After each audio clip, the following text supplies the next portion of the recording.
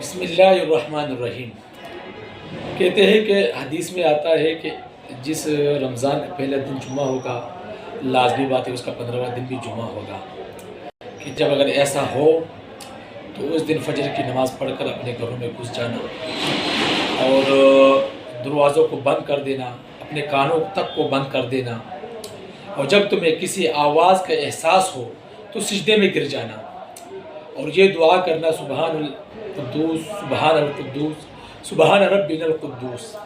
اگر کوئی شخص ایسا کرے گا تو وہ بچ جائے گا، اگر کوئی شخص ایسا نہیں کرے گا تو وہ ہلاک ہو جائے گا۔ بھئی یہ حدیث جو ہے یہ بالکل من گھڑت ہے، بالکل موضوع ہے، اس کی کوئی اصل نہیں ہے، اس کی کوئی بنیاد نہیں ہے، کوئی اساس نہیں ہے۔